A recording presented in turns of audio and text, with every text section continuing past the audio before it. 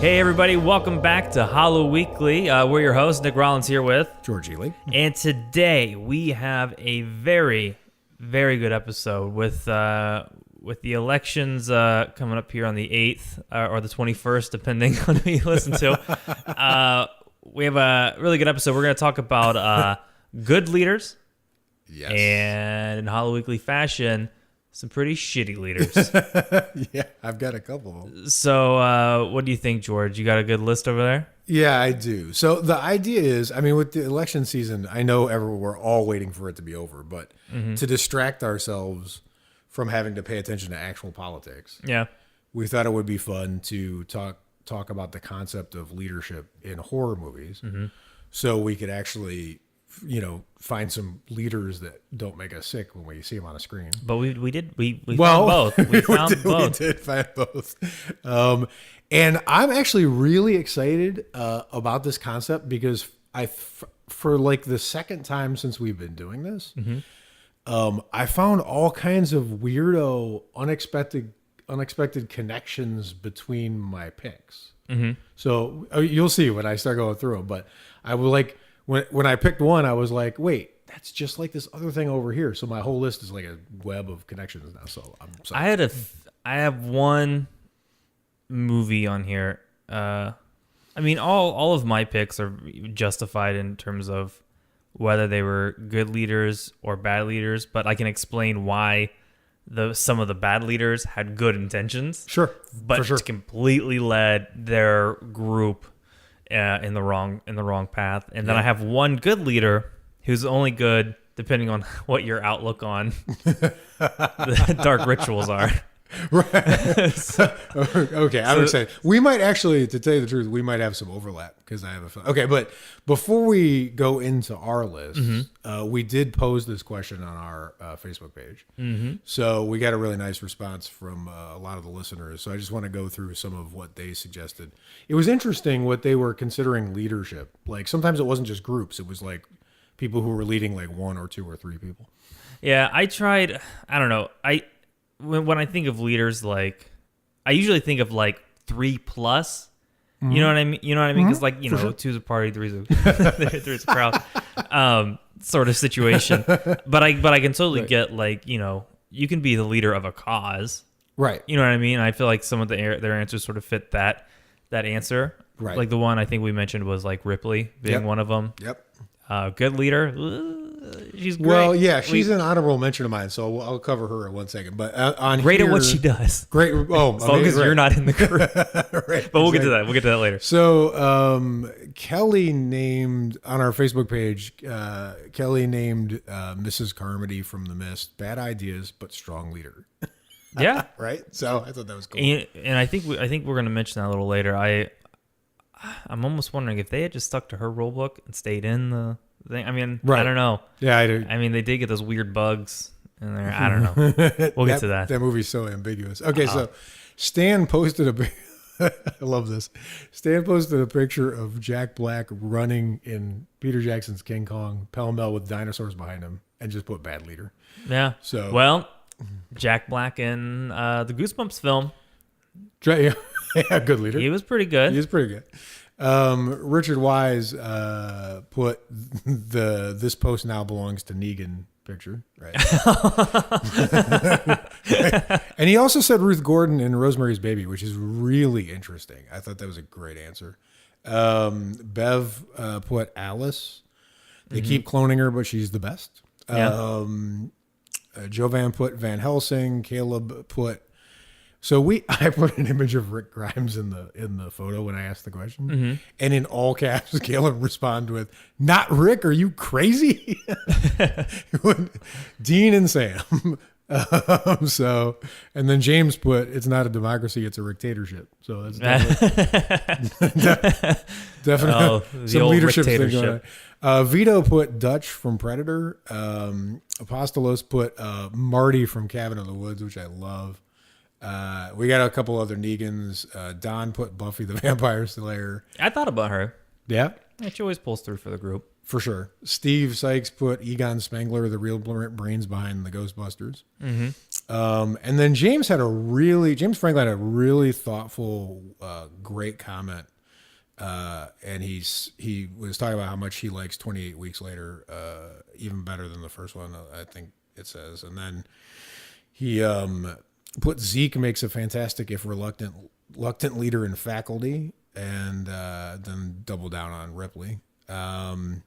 Javier posted McReady from The Thing, and Rick put the Frog Brothers, Lost Boys, Al Pacino, Devil's Advocate, which was cool. We got a couple Lost Boys actually, and then Jessica, this was awesome. She put, she said, "I want to say Ash, but he's an awful leader." So, and that's what I'm going to argue. I know, fuck out of that one. And then, but then she put Winifred Hocus Pocus, which is great. And then I actually have an honorable mention for Hocus Pocus. Sweet. And then I love that she finished up with Special Agent Dale Cooper from Twin Peaks, which Fire Walk With Me is essentially a horror movie. So that's a great answer. So that's what the fans, listeners. Well, let me said. kick this off because Let's go. I gotta put some light on that shade. Yeah. So number 3 on your list of best horror. Ash Williams, Army of Darkness. Okay, tell me why. Well, hello, Mr. Fancy Pants. I got news for you, pal. You ain't leading but 2 things right now. Jack and shit. And Jack left town. One, he like advanced their technology by like thousands of years. He's like, he just shows up there and they have like, you know, bows and arrows. He's like gunpowder. There you go. Very true. You know, have fun with that. I can see where he's a terrible leader because he couldn't remember 3 words, right. You know, and he did accidentally, cause an army of deadites, to storm the castle. So I can see where he's bad, but right. What happens at the end of the film? Does he not save the day? Yes. He saves the day. Yes. That's a good leader. You led an army, right, against a bunch of zombies and skeletons and ghouls and spooks and all this other stuff. So the odds were against him. The odds were against him. The odds weren't looking good, and he prevailed through the end. And he went right back home to S-Mart. Went right back to his shitty day job. Right. So it wasn't all about glory. He was like... No, and that's the other thing is like a lot of the leaders that I noticed. In fact, this is just good writing. Is they're all flawed. Right. But they prevail in the end, which Ash certainly does. Sure. Throughout all the films. Mm-hmm. And honestly, I think he's a good. That's what makes him a good leader. Is that he's kind of a selfish person, but somehow he still ends up like saving the day for everyone in the kingdom. And honestly, like if any of us were put in that situation, would we be able to pull through that? No. Right. We wouldn't. No way in hell. No. So, what can you think of like a leadership quality, like a word? Like I'm trying to think of like. When I was doing my list, I was like, what makes good leaders? And one of the concepts is decisiveness, like being able to make a decision quickly. Can you think of a concept like that Ash has? That I think is cockiness. So confidence. Yeah, he has so much confidence in himself. Like he thinks he's the most handsome. He thinks he's he thinks he's the sharpest. Right. And I feel like those attributes still caused all this shit to happen. It also was the same shit that caused him to like prevail through the end. That's awesome. So it's almost sort of like I think Kevin Smith always uses like failed his way up. I feel like Ash that's a great way constantly just fails his way to success. Yeah, because he was. I mean, the first time we meet Ash in horror history, he's not a leader. No, he's just in a really shitty place, and he's terrified and doesn't want. No one wants to be in his position. And then you go from that to defeating an army of the dead. Exactly. All right, GG. I'm with you. I think that's a strong number 3. All right, cool. Well, I have an honorable mention. I actually hate when that people with the list do that, but there's no way. The fan said it. We all talked about it. There's no way to not have Ripley on, at least unofficially on the list. It's the only reason she's an honorable mention for me is that most of the time, this is not her fault, but it seems to me like most of the time she's trying to save Earth or planets of people from getting decimated by the aliens.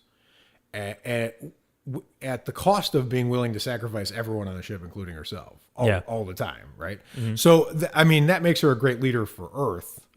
But in the frame of the movie, it makes her not the greatest leader for the people who are hanging out with her. Yeah. If you're on the ship with her and she's like, hey, grab a gun, we got to do some shit. You're like, all right, I'm dead. Right. Exactly. I hope you're happy, Earth. Actually, I can't believe I didn't think of this till now, but Charles Dutton's character in Alien 3 is a great leader. I should have put him on my list, but I didn't. Okay. So what I did was I found a leadership quote to pair up with each of my picks. So here's the quote, and then here's my number 3. This quote is from Winston Churchill. Success is not final. Failure is not fatal. It is the courage to continue that counts. Okay. And my number 3 is Jack Nicholson's character in the movie Wolf. Are you all right? I'm fine. Never been better. So the reason he's on here, okay, is have you seen Wolf? Okay. So this is the goofiest horror movie ever. Like, you should just watch it because you're not going to believe what you're seeing while you're watching it. But the cast and the director are total A-list, like, amazing talents. I mean, this thing had James Spader, Christopher Plummer.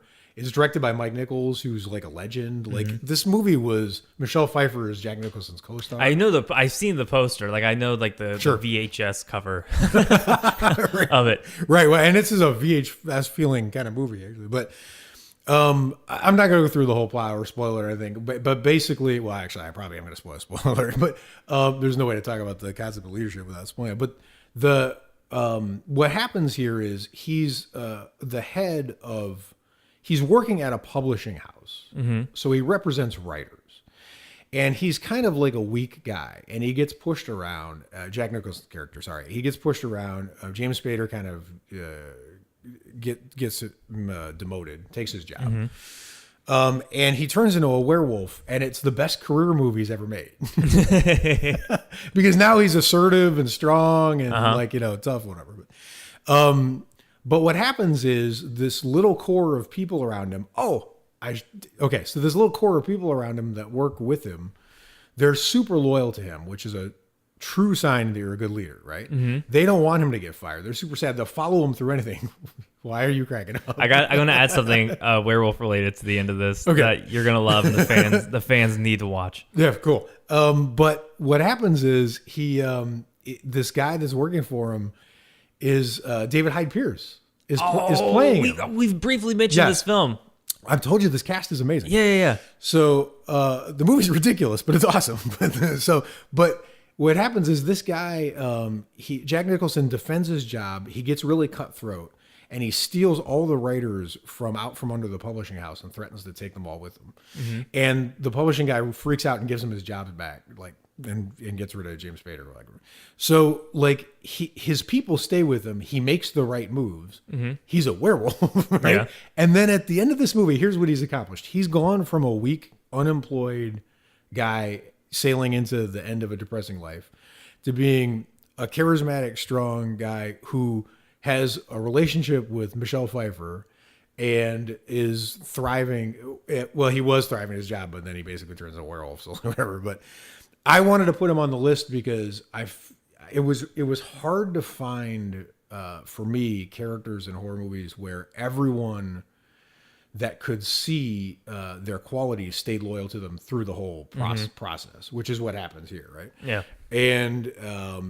And he's a really interesting case of someone who it's actually sort of parallel to like the Joker character. It's funny you mentioned the Joker and Jack Nicholson and Michelle Pfeiffer. In my head, I was like, oh, so the Joker ends up with Catwoman. That's pretty cool. Right. Totally. Because it's the same process. I mean, he's kind of like a schlub gangster at the beginning of Tim Burton's Batman, right? Yeah. And then he just becomes this powerhouse of whatever. So this is a very similar character arc to that. So he's a great leader, and he's Jack Nicholson. I just want to add, there's a guy on YouTube who does really obscure movies, but he like sort of reviews them and reacts to them. And for Halloween, his channel is JonTron. Okay. So he's like a gamer type guy, silly videos. And and I have to finish the video, but he was doing a review for the movie The Howling 2. No. Your sister is a werewolf. starring Christopher Lee. Oh, that hurts. Oh my God, that's right. Oh, that hurts. Ow. Never heard of this film, so I started watching it, but I need to finish it. It's hilarious. But if you want some silly werewolf shit, check out John Tron's review of The Howling 2, Your Sister is a Werewolf. You just steered us to Howling 2. That makes you, sir, a great leader. A great leader. Or no, that puts me in a bad leader. No, because you're going to have a great time. It's a horrible, enjoyable. And his review is hilarious. Okay. So check that out. That was my number 3. Let's roll to your number 2. Yeah, we'll do good leaders and then the bads. So I just realized this with my number 2. Both of these guys sort of have like shitty, like just really shitty jobs that they're obviously not happy with. But I'm going with Sean in Shaun of the Dead, because remember he has that really shitty job. And like, you got red on you and all that. You got red on you. All that other shit. But it's almost sort of the same thing as Ash Williams, but not to like the extent that Ash goes in terms of just like, saving history right. from an army of the dead. Right. But I think his character is just one. I think it's relatable to a lot of people, because a lot of people have like these like shit jobs where they're just like, fuck it, like, sure, I wish the world would just end. So yeah. I can. And if they don't have it now, they probably had it at some point. Yeah, and so it's relatable. Like I can remember working at like a Sears and being like, fuck, this sucks.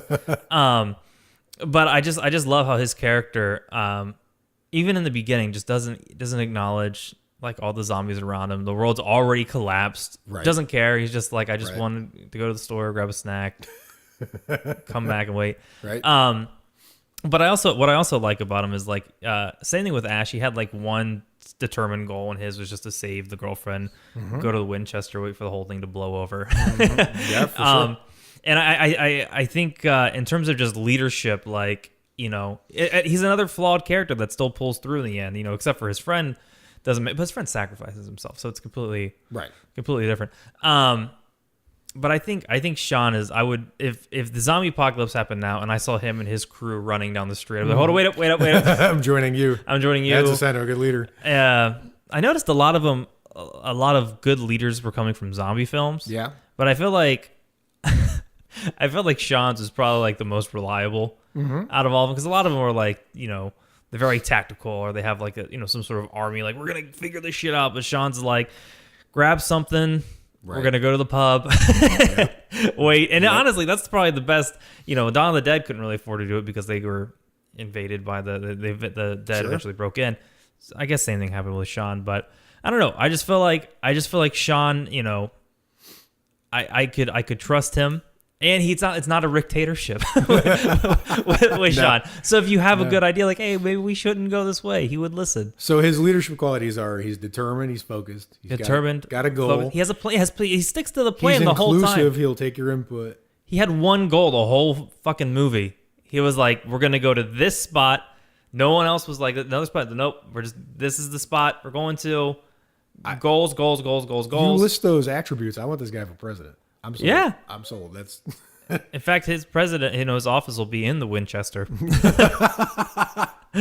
With everything. But I think you're right. I think one of the things that zombie movies work in numbers. Yeah. So you don't have like a one antagonist, or it's not like Dracula versus Van Helsing or whatever.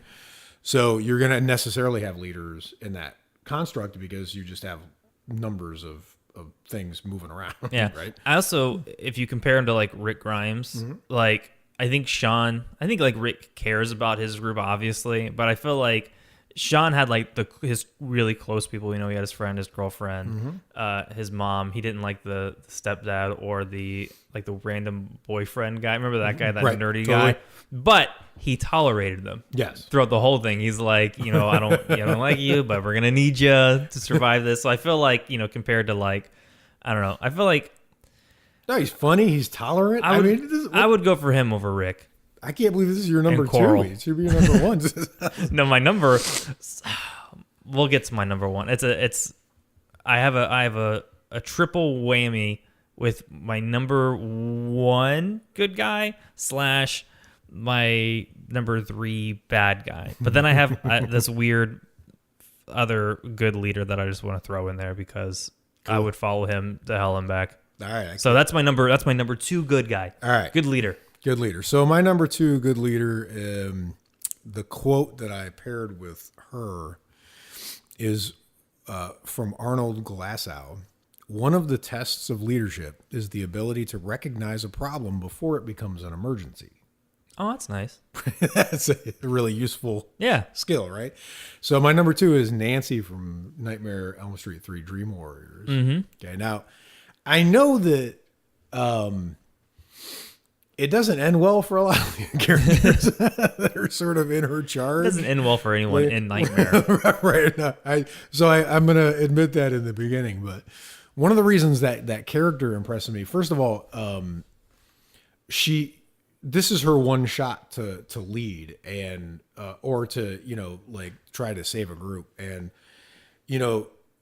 if you think of a movie like It Follows, right, where you've got the group trying to save one character, right, in Nightmare 3 you've got basically a couple characters, but spearheaded with Nancy trying to save an entire group. And it's weird when you watch it. You can almost feel that burden. Like I was extra rooting for them. Yeah. Right. Because it's hard to try to save one person, let alone a whole group of people, and watch them start getting picked off by Freddy. And but 3 was the first time like you actually had like a fighting chance. Yes, against Freddy. Absolutely. But another thing is, so we were talking about leadership qualities, right? So like persistence is not ever giving up. I mean, she's all right. So she faces Freddy, who is the most unfair horror villain to face of all of them, right? Yeah. And not only does she never give up, but when you're watching a horror movie and you're like, I know, like this happens to me when I'm watching horror movies, and like when you're watching The Descent, you're like, just kill yourself. I mean, yeah, just end it. Like it's because you're just going to suffer. You're just going to keep suffering. Not only does she give up, but like she finds her dad, John Saxon, amazing actor, and she's like, ask him for help, and he just like blows her off, like, no. Well, fuck you, I'm at the bar getting drunk. And you're like, how much more depressing can this get? Not only is she facing Freddy, but like she's not even getting backup from her dad. You don't have support. right. You were totally like on your own with this, task, this burden for at end. So, but the thing about the reason I'm putting her on there is I really like that element of being able to recognize an emergency. So she had the experience to know what was happening. She persisted in trying to explain to the people in charge of the hospital that they were not understanding what was happening. Yeah. She sold that concept to other people. She pushed until they experienced so they knew that it was happening, right? So she knew the emergency was from a mile away, and she got a lead start on it to try to solve it, right? Yeah.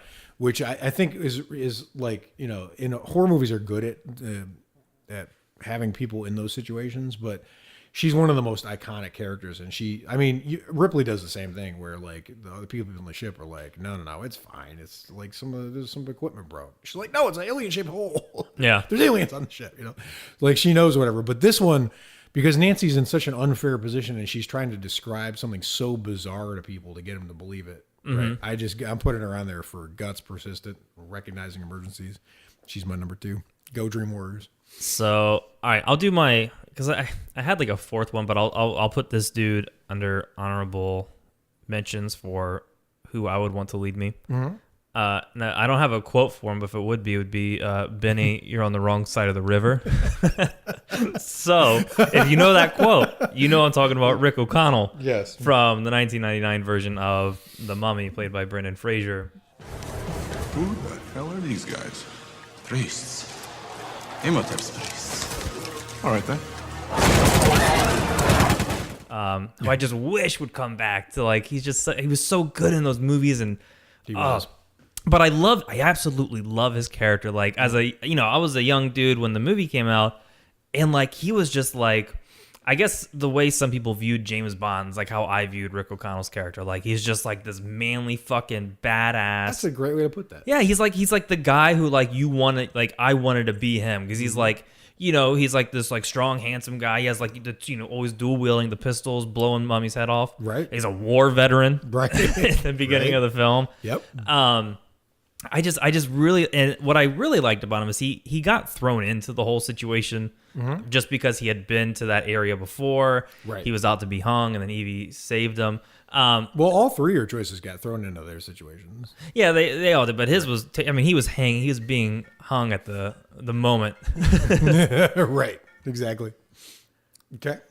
So the fact that, like, you know, he was the only one who was actually about to die. Yes, true. Very I mean, Ash was in that pit with the spikes closing her arm, which is close. Right. But like he was there, like he was like seconds over. from being done, and then, you know, he was saved, and then went on to, you know, defeat a mummy, Imhotep, from, you know, 3,000-year-old, you know. Yeah, that guy's got experience. Yeah, it's hard to beat a guy that's you got know, 3,000 years on you. That guy is your superior in years. But no, everything about him was just so badass in that film. He was. I feel like I literally feel like I could ride his back like a piggyback, and he would still just blast shit away and be like, "Don't worry, dude, I got you. You just hang there." Yeah. But the fact that he almost sort of like Ash, he always had like those funny quips too. Like whenever like they had Imhotep, you know, towards the end of his you know, when he's like almost like fully reincarnated, you know, like he has like the whole army that's, you know, possessed coming after him, and he's just like looking at Evie like, you know, you can hurry up and read this shit. Like we gotta go. So like he kept his cool when he has like a whole city and like a, you know, like a almost godlike character coming after him. He kept his cool through that shit, and then still saves the day. And that's so interesting because you said that because you just added another thing onto our pile of leadership attributes is cool under fire. Like he's so cool. Right. I mean, my favorite part of that film, and it still kind of terrifies me, is when Imhotep's trying to sacrifice Evie, so Nuts on a Moon, who will continue to call to this day, right, to give her life back. He's being chased by those really scary looking mummies. They have like those weird like scythe looking type, you know, weapons, and he's just running around blasting them like free, you know, he's cool under fire. Like I don't know, like I think that's like the best honorable mention that you could have, and like, you know, I honestly feel like you could put, I mean, he went through 3 movies. He survived, you know, the Scorpion King. I think that's the toughest. He's an accomplished horror character. But and you're right. That's, you know, that's the thing is I really liked when we were going through the list of trying to guess like what personality traits were gonna float up, and that's really cool. Like I didn't even think of you know, because horror movies are built for the opposite. Like everyone's supposed to freak out. Everyone in the movie's supposed to freak out. I just keep seeing Jamie Lee Curtis in Halloween, like just endlessly freaking out, right? And the leader is the opposite, right? The leader is going to be the one who's like, well, Michael Myers is also cool under pressure. Well, so that was my honorable mention. Yes. Rick O'Connell from the Mummy. I'll join his team any day. Yep. So this is where my triple whammy comes in. Okay. This is going to be a little. Follow me on this one. And I don't know what your number one is, so I'm excited. So my number one good leader completely depends on what your take on dark magic / the devil himself Okay. is. So I would say my number one leader, and this guy kept his cool. And he has probably one of the suavest voices I've ever heard in a horror film ever, would be Black Phillip. Oh, from The Witch. Fuck off. What dost thou want? Black Phillip. Tell me there's not a better recruiter in a horror film. Who is he leading? The witches to do his bidding. Am I wrong? Yeah, no, it's right. Okay, so he's leading those witches for. The film ends. They're doing something for him. He's assembling an army. He's just doing Dark Lord things. That's an amazing choice. He's doing Dark Lord things, and blowing my mind. And he convinced the hell out of the young lady in the film. He's like, "So your family's gone." Right. You need a home? Right. Come join us. We got a bonfire over here and everyone's dancing butt naked. So Black Phillip, it's a weird choice. No, it's fucking fantastic. All right, but here's the thing. I actually really like this now that I've absorbed the shock, because I remember when I was watching The Witch, I was thinking to myself, you know, Americans in particular, but frontier people, pioneers in general, are kind of like a big fuck you to nature and whoever happens to live there when they arrive, right? So like you basically, chop all down the trees, shoot all the things that live in the woods, pave things and change nature and steamroll like whoever lives there out, and then now you own it, right? Yeah. So like let's say that this is the woods in the which is where Black Phillip, Satan, lives, right? So this family shows up, and it's a big fucking upturned finger to him. It's like, we're gonna chop down we're gonna take over your woods. We're gonna chop down the road, and he's like, no, and he wins. Yeah, like he decimates that family and society's attempt to move into that woods. So it kind of felt like a battle to me in slow motion between society and like under society or chaos, and he totally wins. So I'm, as a tactician, great choice. Yeah, and recruiter. Andy kept us calm the whole time. Why do you keep saying a recruiter for him? Is there something you want to tell the Hello Weekly listeners? Well, I'm just saying, if any of the other bad guys on my list were like, "Hey, come with us," I'd be like, "Fuck no." But Black Phillip's like, "What does thou want, Nick? You want to fly?" I'm like, "Yeah, I want to fly." Like, what do I got to do? I got to like carve a pentagram into my palm or something. Like, that'd be dope as fuck to fly around. I'll hang out with Black Phillip. That works for me. Just fly over Glendale. Like, y'all got to get in on this Black Phillip group. Wow, like, he's really cool. He's a good recruiter. He recruited you halfway through the movie. Okay, and like phone calls with him would be great. He's like, "What's thou up, Nicholas?" Like, nothing, Black Phillip. What do you need today? What's going on? I felt like he'd be really cool. That's amazing. And I feel like the devil would probably keep me in check. Yeah, he's good at that. Well, so that means that now, because the same film I actually have as a bad leader, but he's my number 2. So this is where it's going to get a little weird. But I'll put him at number 3 because the list doesn't matter. It's just gonna get weird then. It hasn't gotten weird already. It's gonna get weird now. So I actually have my bad leader being William, the father who put him in that whole situation in the first place. That is a great choice. He is a horrendous leader. He's the worst. Yeah, he's not only like you guys had like a bomb.com setup in like this village with like a wall. Well, okay, so, right. No. I get why he left because it was this whole religion. No. I actually don't get why he left because I mean it had something to do with him and God or no, something. I understand the reason the movie gave, but it was dumb. But his motivation was dumb. But we got to qualify, have it made as men. Yes, the women in that society that sucked. They did not have it made. So like, but he's the one who made the choice to move. So yeah, and he didn't believe any of his children, right. And he had those 2 little shits talking to Black Phillip the whole time. Like, dude, like, all right. So let's hold this thought. I'm going to cover my number 1, and then I want to. No, fuck it. Let's just do it now. All right. So this is really interesting because remember we're coming up with traits for good leaders, right? So bad leader. Didn't listen. Well, oblivious. Yeah. Had no observational skills whatsoever, right? Mm-hmm. Second, like weak. He couldn't even kill a rabbit. This guy. Yeah, he was terrible. The fuck? He like blew his face off. Unbelievable. And then, but here's what's really interesting because this is going to crop up on my list too. A liar.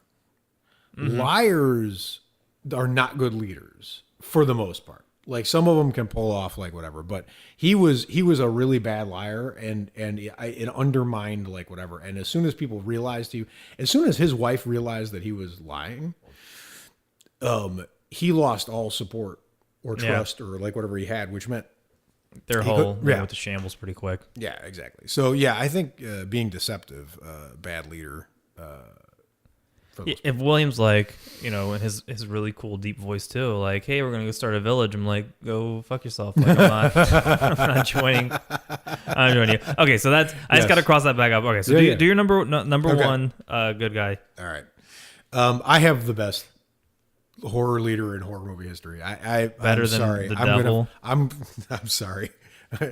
No, the devil might outrank him, but I'm telling you, there's no way to beat this guy. Watch this. So the quote I have for him is from Ronald Reagan. The greatest leader is not necessarily the one who does the greatest things. He is the one who gets people to do the greatest things. Okay?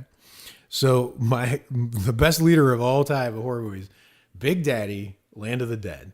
The zombie. Okay, so let's break this down for a second, okay? And first of all, this movie has two great leaders in it because the guy who's leading the Dead Reckoning crew, Riley, is also a great leader. And he succeeds against horrendous odds and gets most of the people out of there that he cares about alive. So, I mean, that's a good job by him. But and it has one of the worst leaders ever in a movie, which is Dennis Hopper's character, the Kaufman guy who owns the tower and the thing, whatever. I didn't realize until I rewatched this recently that when the zombies are breaking into the tower and mauling everybody, like tearing everyone apart. Yeah. While everyone's running around in the mall, there's an automated message running in the background, and it's like in that female like Siri voice, you know? And it's like, there's no reason to believe that Fiddler's Island could ever be compromised, but we suggest that residents report any sightings of unusual behavior.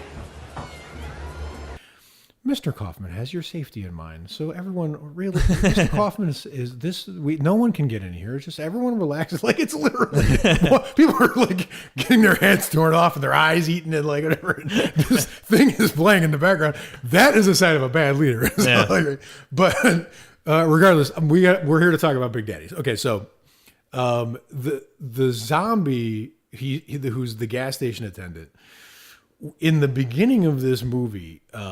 The zombies are being made sympathetic for one of the first times that I can remember. I mean, I know Bub, but like on a larger scale. The people who are coming to this town are torturing them. Like they're using them for target practice. They're distracting them with fireworks, and then they're just basically, like killing, like willy nilly, not being attacked. They're the attackers, the humans, right? He notices that Big Daddy notices this, right? And he tries to save his friends, which is like weirdly touching. Like they're all staring up at the fireworks and they're getting gunned down, and he's like grabbing them and throwing them on the ground out of the bullets.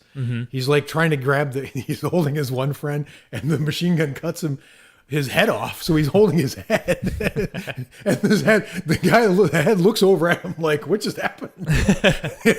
So, all right. So, one of the traits of a good leader is, all right, so let's be honest here. He represents an army of idiots. Yeah. Right? There's zombies. Yeah, they're not thinking. So they should have no like chance of beating an organized military. You can a couple people in a cabin in the woods, yeah, but like an army, like no chance, right? Yeah. So he not only does he identify, he's like, those assholes that are doing this to me, they come from that direction. So he gets the zombie army to go after the people who are attacking him. He teaches them how to use tools. So he teaches them how to use guns and axes, like whatever.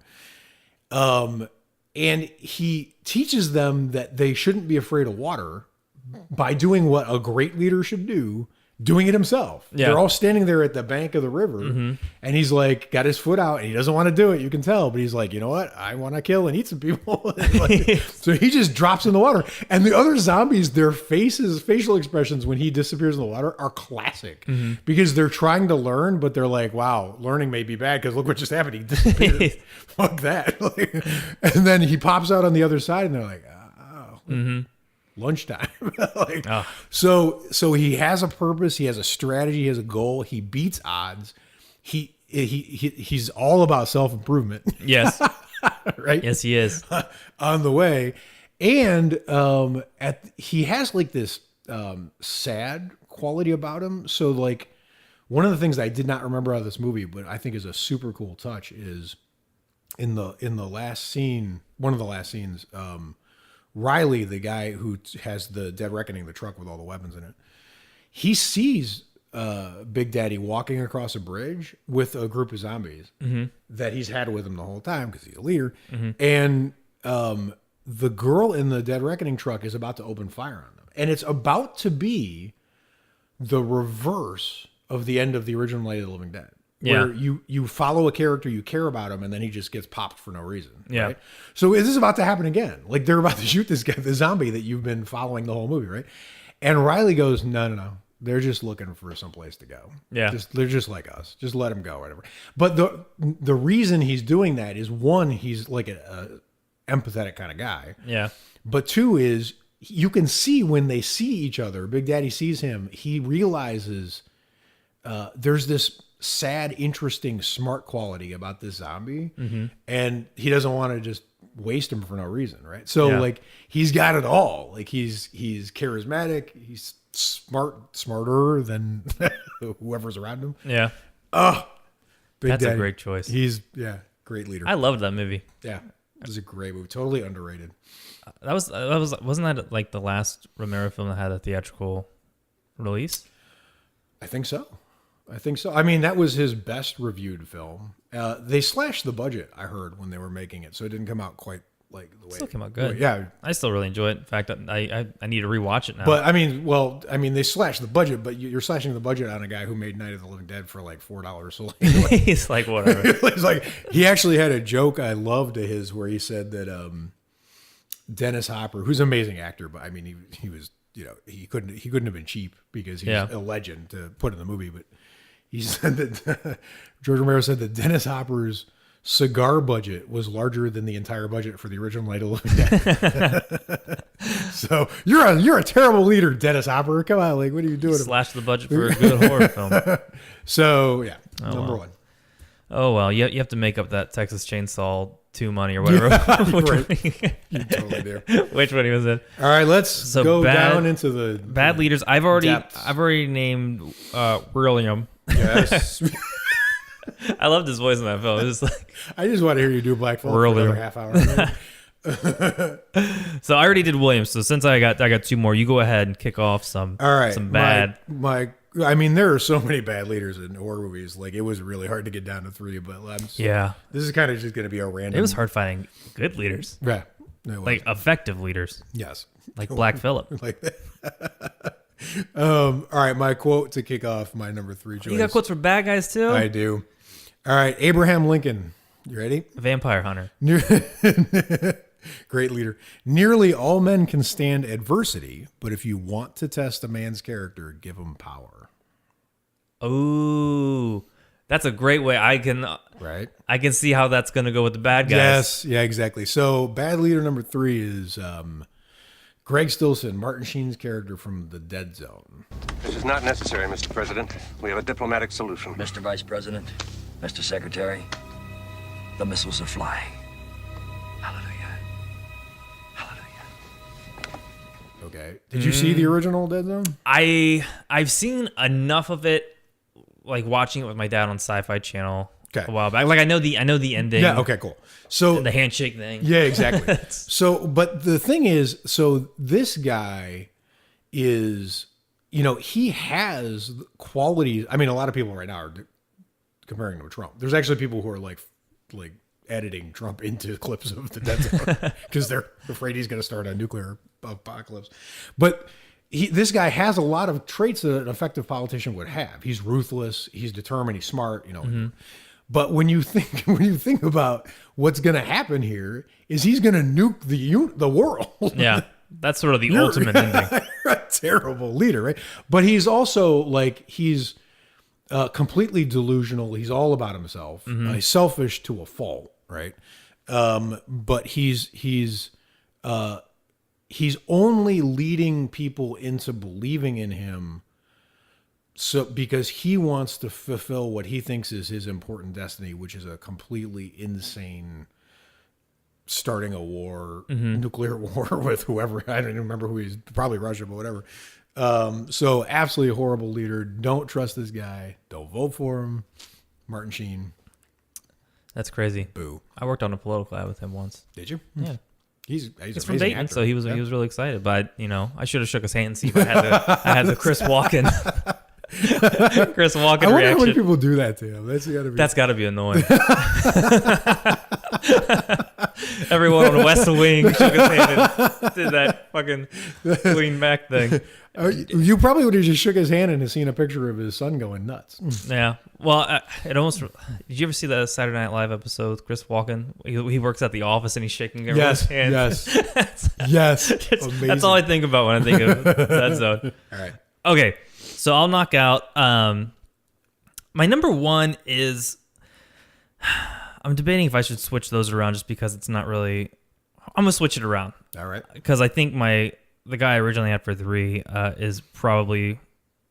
No. I'm gonna keep it. I'm gonna keep it the way it is. Okay. So my next bad guy. Remember, decisiveness is an important trait in a Well, I just made that decision pretty fast. You did. Actually, I didn't. Black Phillip did. He told me who to pick. I hear whispering. It's not good. Daisy is actually Black Phillip. Yes. We'll upload a photo so you guys understand. For sure. So I picked Chad, who is the main douche in Tucker and Dale versus Evil. Hey, now look, we don't want any trouble, all right? So just back off. Okay, I'm sorry. He just completely screws the pooch. Yep. For every single one of them. But the thing is like he has good leader intentions. Yes. Sort of, because he's still the son or related to the psycho killer who killed all the people in the 80s in the woods. Yes. But aside from all that, he's absolutely terrible. And I'll tell you what makes him bad, is I would have to relate it to like athletes. Okay. Or, top level like video game players. Like they're really good at like reading the situation. Yes. And then knowing, it's like a quarterback. He's like, I can read the field. I know where to throw the ball. Yep. And when Chad's throwing the ball in the opposite direction of where his team's running.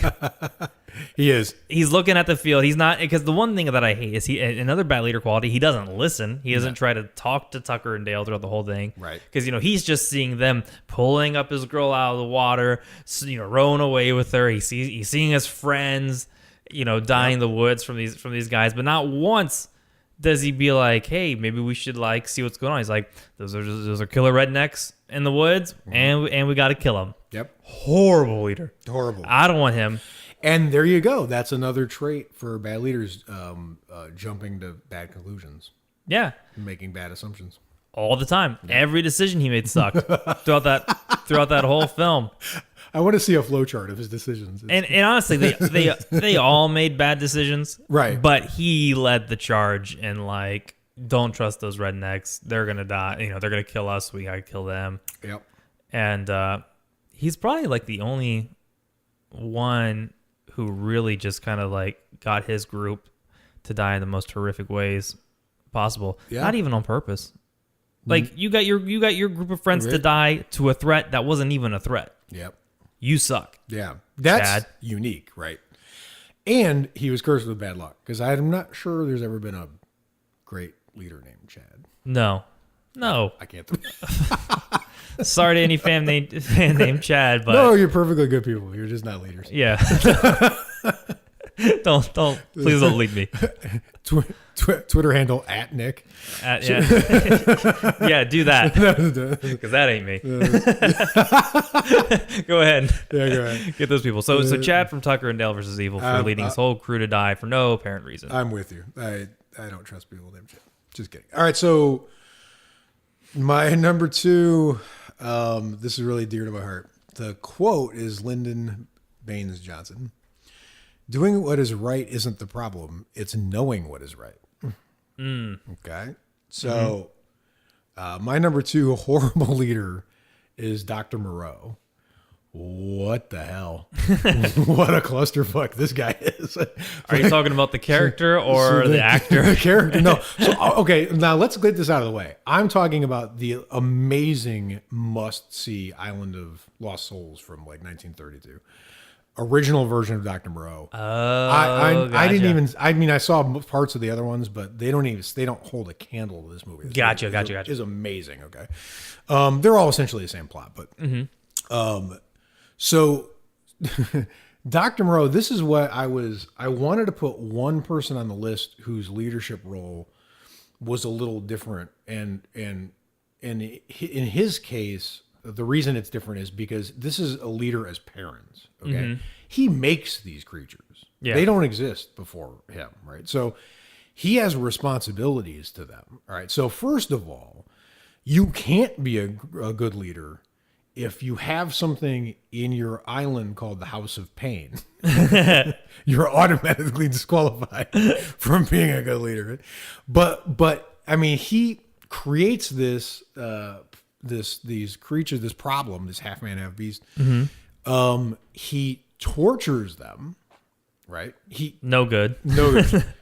And he ends up so Island of Lost Souls, this movie is incredible because it was pre what I think they call the Hays Code, but it was like basically a lockdown on horror movies that came in around like 1934, 35, I think. So the movies that were early 30s, they were a lot more, they were able to show really dark things a lot more effectively. Yeah. They were able to show like sadism and torture, and sex, and they way more than they were going to later in the decade, or probably for decades after. So this movie's really intense. There's a lot of sadistic behavior, and there's a lot of hinting at sexual relationships that are not right.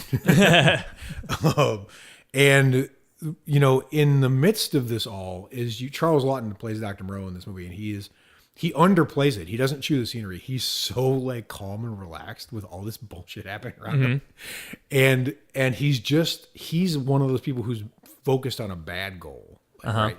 So being focused and determined is a good leader, unless you're pointing the wrong direction, like you were saying about Chad, right? Because then they're going to bring everyone down with you, right? So this guy is, what happens is, and this is amazing. Like the writer of this movie wrote a movie called Murders in the Zoo, which is still legendary for being one of the worst things that a studio ever did. They staged in Murders in the Zoo, they staged a real fight between real animals and filmed it, and real animals killed each other. Damn. And it's chaos, and it makes that movie is really intense and kind of hideous, same time period. But the writer of Murders of the Zoo also co-wrote this, and he's a really sharp guy. He's not into killing animals, but he's a really smart guy. He's able to handle dark materials, but do it in a really, really smart way and move the plot. And that's what happens in this movie is they give you, so in Murders of the Zoo, someone gets their mouth sewn shut, which is scared the hell out of everybody when they saw it. Well, actually, a lot of them didn't see it because it was cut, but when they did see it, they were scared of them. But I noticed that's happening a lot lately in horror recently, is for some reason people are sewing. I think it happens in Ouija. But yeah, their mouths are going away. Right. But in this one, what happens is at the end, so Dr. Moreau creates these creatures in the House of Pain, and he tortures them in the House of Pain. And the creatures all corner him, and he's trying to whip them, and he's trying to hold them back. And then they are about to kill him, about to tear him apart. And he goes, "You can't do this to me. You're in the House of Pain." And you see Bela Lugosi's in this movie. You see Bela Lugosi leading the creatures, and he goes, "Yeah, this is the House of Pain." He's right. And he turns his head, and there's a cabinet where Dr. Moreau keeps all his surgical instruments. And he goes, "Little knives." And he points at them, and all the creatures go, "House of Pain." And they go grab the instruments, and they hold Dr. Moreau down. And then it's horrifying what happens next. This is 1932, and it's still scary, right? But when you end up getting destroyed by your own creatures in your own House of Pain with your own little knives, you're a horrible leader. Yeah. Bye-bye, Dr. Moreau. That's a good... Man, I got to watch that ending. It's amazing. It's absolutely amazing. The entire movie is amazing. It's only an hour long. So this is interesting. I don't have a... Well, I guess I do have a quote from... See, my quotes aren't like someone, profound and then to my guy. Like the only quote... So this is weird. Okay. I think any movie that sort of has like a following like this, it's definitely not horror. It's actually action. Okay. But he's the first guy that popped in my head of just like a terrible, terrible, terrible leader. In the same way, I guess I would consider this movie in the same way like Alien 3 and like the action Alien movies are. Sure.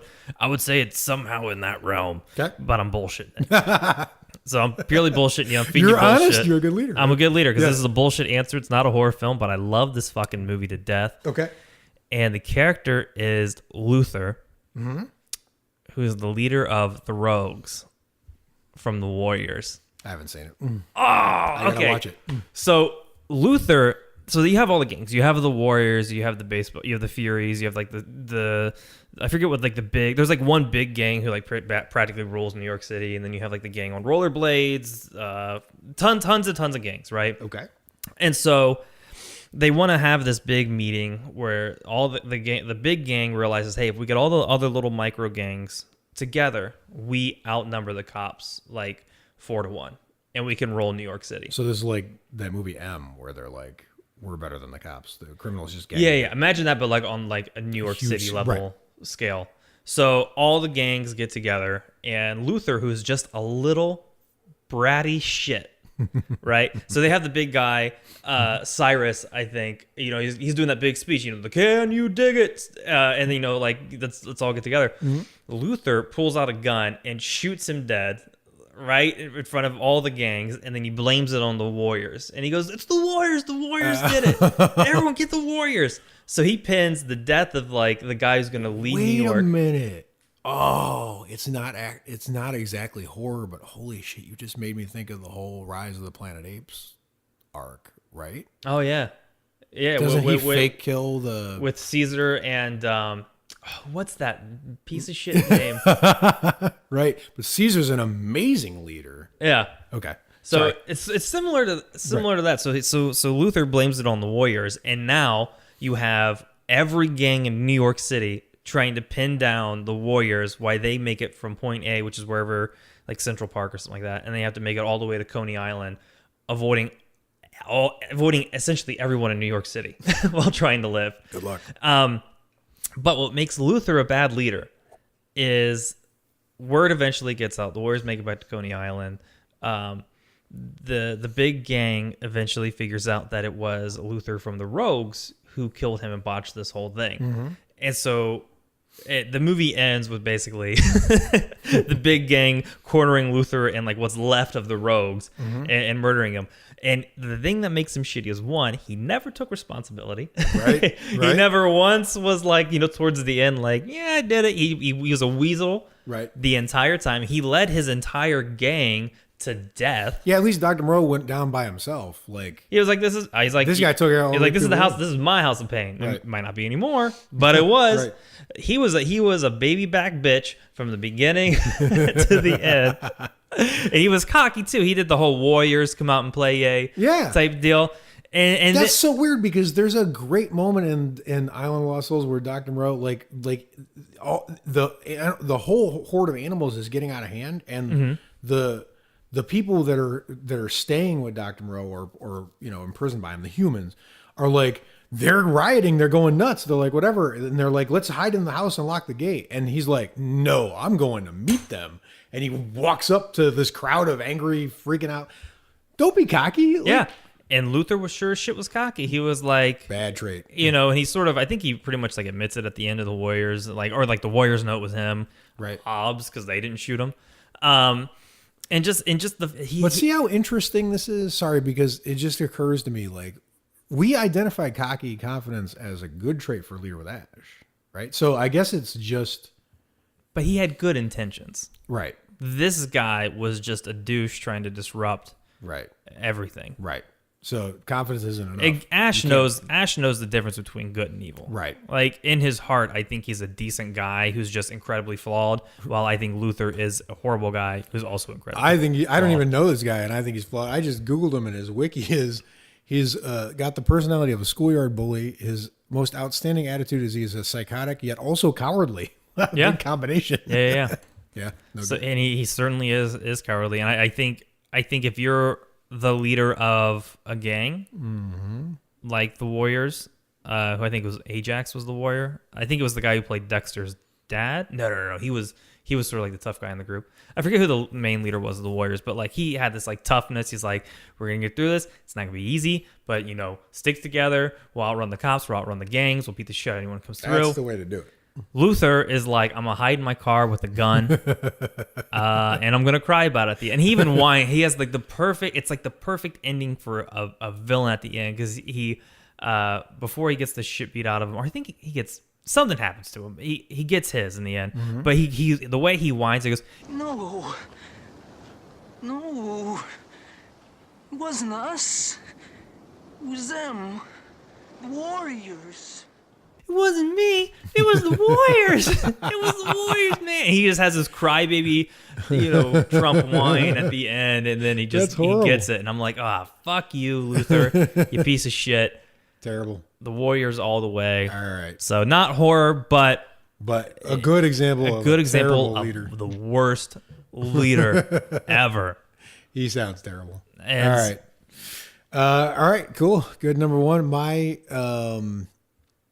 number one quote. My quote for my number one is from Nietzsche. To do great things is difficult, but to command great things is more difficult. All right. Doesn't make a lot of sense until you realize that my number one is the director, Sigourney Weaver, in Cabin in the Woods. You ended the entire world. Yeah. Right? I mean, even Martin Sheen's character, when he nuked like someone's going to be left in Australia or like. Yeah, there'll be a few. Mad Max will start.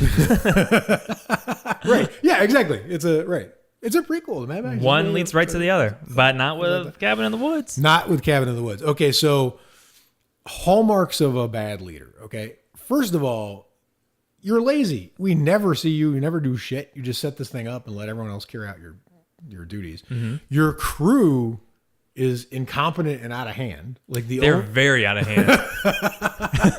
And we only see the American ones. The other crews that we don't get to see seem worse than the ones we're looking at, right? Your employees fear you but don't respect you, right? Mm-hmm. So, and your decision making is I mean, you got defeated because someone smoked pot. Yeah. I mean, yeah. The hallmark of even like a bad leader who's still kind of great in horror, like whatever. Like I think about Dracula and leading the army in like Dracula Untold or like whatever. Like bad things happen until he becomes a vampire. Like you suffer a lot if Dracula is your leader, right? Mm-hmm. But in this movie, at least it takes a lot to bring Dracula down, right? Yeah. The entire world ends because you didn't anticipate one guy smoking the devil's lettuce. And in all fairness, he's uncommonly smart, Marty, as a character. But like, what the hell? And your attempt to talk them into at the end when he's confronting when Sigourney Weaver's confronting him, trying to talk him into killing his own friend. Mm-hmm. Bad pitch. Yeah. Right. Like, yeah. And you have all of the world's nightmares stored in little cubes like Monster Inc. style. And you have one button that releases them all. What? Yeah, that's bad planning. What the hell? You are the worst leader in history. There's no. To be fair, though, if you have one button that releases like all the nightmares of the world, like right there, and you lasted that long, that's not so bad. I mean, if you think about it like that. You survived your own bad planning that long. Because technically, however many years they were in business, they were just one pissed off intern away from ending their little operation. So that's totally kudos to them for lasting that long. But I still agree. Yeah, well, and that, her two brilliant underlings. I forget their names right now. The guy with the merman and his friend, like, I mean, they're good and they're motivated. They're sharp, like whatever. They've been saving her ass for years because she clearly doesn't know what the hell she's doing. But yeah. All right, you screwed everything up. You got us all killed. Worst leader. A lot of your leaders ended up with like world destruction. And mine was like one gang in New York. Yeah, well, I mean, whatever. You're in the gang. It feels like your whole world ended when you right. Like, yeah, that's true. So. That is true. And William gave the devil one more recruit. Oh my God! You're gonna see Black Phillip on ZipRecruiter. This is going to be a post on Hello Weekly's Facebook. I predict it.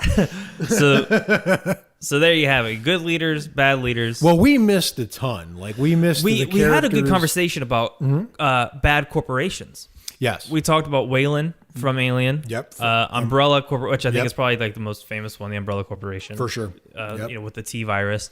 Those were some. We talked a little bit about those. Well, there's different kinds of leaders like that we didn't even touch on. Like, but I mean, there's only so much you can get into a 6-number list, but Yeah. The point is, I would love to hear from the listeners giving feedback on our Facebook page about ones that we missed, ones that you think would be better on the list.